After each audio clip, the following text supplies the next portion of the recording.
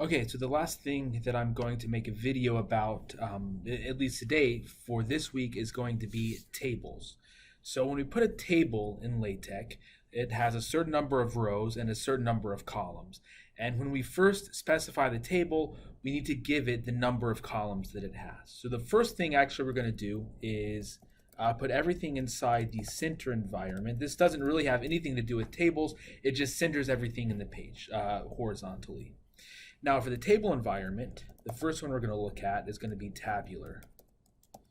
So again, once I press enter, it's going to populate a few things for me. So when I press enter, I have this stuff. I'm going to get rid of this stuff for now. I have the in tabular, which is good. And what this tells me the CC here. So I have the begin tabular, then the CC.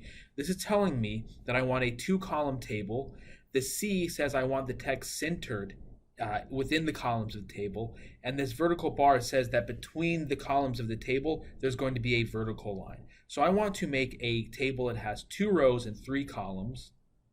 So I'm going to add a column here. So you have to specify, before you do anything, you have to tell LaTeX how many columns you want the table to have.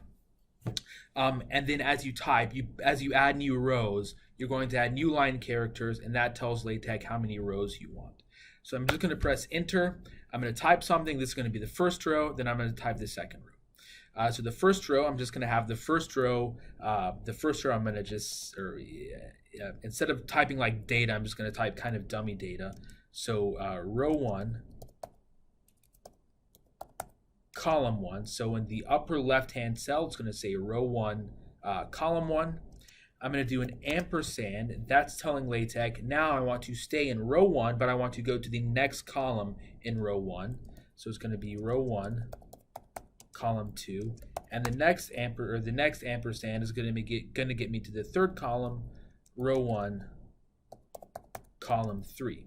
Now, if I want to go to the next row, I'm going to do the new line character, which you've read about in the LaTeX in 30 minutes. It's the double backslash. And when I do enter, well, anything I write after this is going to be on the next row, but now I'm going to press enter, and it's going to look in my LaTeX document like it is on the next row, but now I'm going to have row 2, column 1, row 2, column 2, row 2, column 3. And this is going to give me a table with 2 rows and 3 columns, and there's going to be 2 vertical columns for the internal rows. So when I click recompile, that's what I'm going to get. Okay, now let's say that I want to have a horizontal line going between the 2 rows. I'm just going to, in between the first and second row, write H line, and it's going to give me the column there, or the line there. And it doesn't matter where I put the H line. If I do it here, this is also going to give me the same exact thing. And notice, even if I put these 2 on the same row in the LaTeX document, this is all the same line here. This is going to give me the same exact thing. Whoops. Okay, it's just for looks that we do it kind of the more reasonable way like I had it before. Or not just for looks, but for ease of reading the LaTeX document. Okay.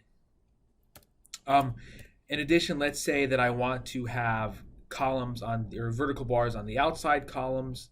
I would just add the C here and the C here. Save that. And so on and so forth. And I encourage you to look more on the Learn LaTeX in 30 minutes guide to get more information about tables, but this is the basic outline of it.